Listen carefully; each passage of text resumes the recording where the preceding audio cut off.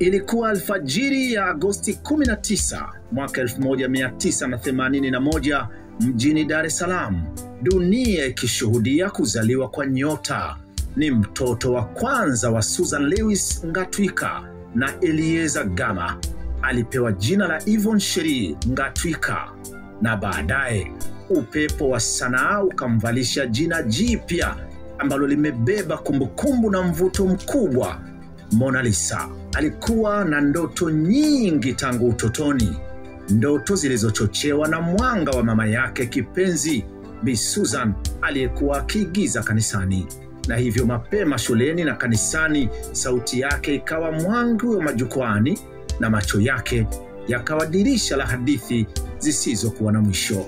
Mwaka 1994 akahitimu elimu ya msingi ni katika shule ya Muungano, na kufikia mwaka 98 akavua kofia ya sekondari katika shule ya wasichana Zanaki. Ndipo akajisemea moyoni, safari yangu mpya ya ndoto inaanza sasa. Baada ya hapo aliingia kwenye kundi la maigizo la Nyota Ensemble, mahali palipoibua vipaji vingi vya sanaa. Mwaka 2002 akapata nafasi kubwa zaidi ni pale aliposhiriki katika filamu ya kwanza Girlfriend, ambayo iliongozwa na mchumba wake na kisha akawa mumewe. Huyu ni marehemu George Otieno maarufu kama Tyson. Filamu hiyo ikawa dira ya maisha yake ya filamu na kumfungulia njia na milango ya heshima na umaarufu alionao sasa. Kikundi cha Nyota Ensemble kikafutika, lakini mwanga wa Mona Lisa haukuzimika.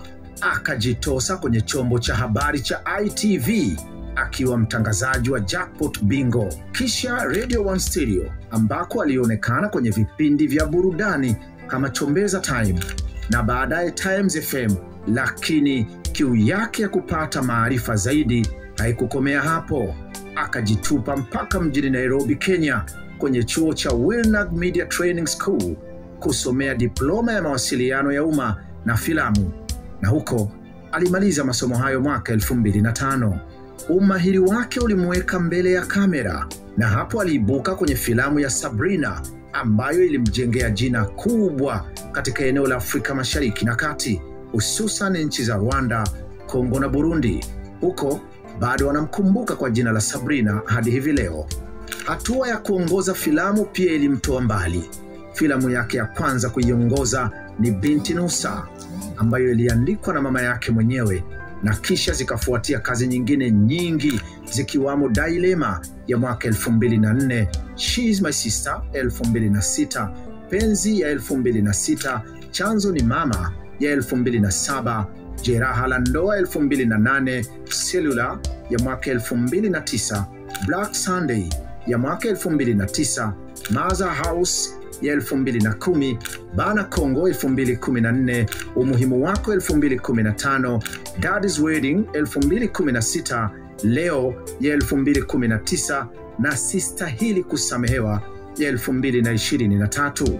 Kazi zake zikampeleka katika majukwaa ya kitaifa katika filamu na kimataifa, na huko akapata tuzo nyingi zikiwamo ile ya Queen of Bongo Movie ya mwaka 2008 kupitia Q Media Awards, lakini mwigizaji bora wa kike yani Black Sunday ya mwaka 2010 kupitia Zanzibar International Film Festival, na mwigizaji bora wa kike Binti Nusa 2010 kupitia Filamu Central.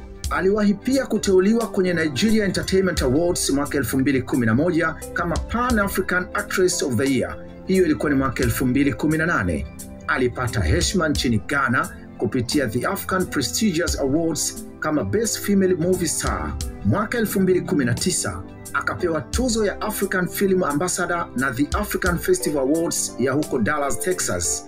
Hivi karibuni nako, kwa maana ya mwaka 2022, akapokea tuzo ya TFB yani Fahari Awards kupitia Tanzania Film Festival Awards, na hiyo ni pamoja na heshima ya serikali kwa mchango wake katika uhifadhi wa mazingira.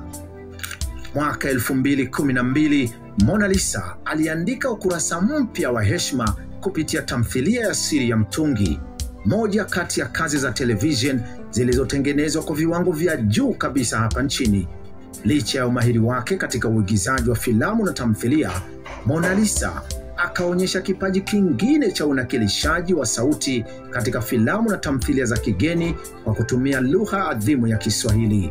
Sauti yake pia imekuwa ikivuma katika tamthilia za kigeni zilizotafsiriwa Kiswahili kupitia Azam TV, ikiwamo Sultan akiigiza sauti ya Hurrem Sultana, lakini pia katika filamu za Blacklist, Kaifeng, Victoria na Bi Yusuf na nyingine nyingi. Mbali na filamu na tamthilia, Mona Lisa ni mwigizaji wa majukwaani mwenye mvuto mkubwa.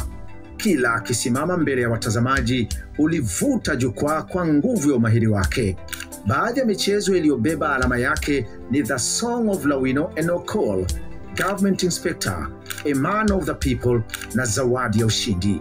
Lakini Mona Lisa hakujikita kwenye sanaa pekee. Ni mjasiriamali huyu, ni mlezi wa vipaji, msimamizi wa miradi ya kijamii na balozi wa kampuni mbalimbali.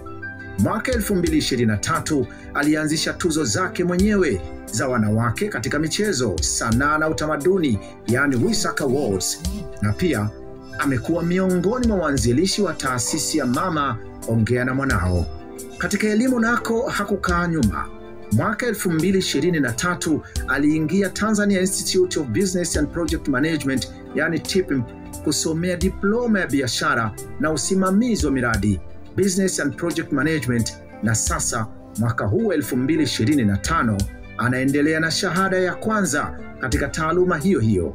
Aidha, alihitimu mafunzo ya kujengewa uwezo wa filamu na michezo ya jukwaani, yani Capacity Building for Film and Stage Plays, iliyotolewa na serikali ya Tanzania kwa kushirikiana na Korea Kusini. Yvonne Sherry si tu ni mrembo wa jukwaa la maigizo, lakini pia ni mpenzi wa dimba, yani maeneo kunakochezwa michezo. Hapa nyumbani moyo wake hujipiga kwa mnyama mkali Simba ya Kariakoo, Dar es Salaam, na ukoo ghaibuni upaa na nyayo za Manchester United ya Uingereza.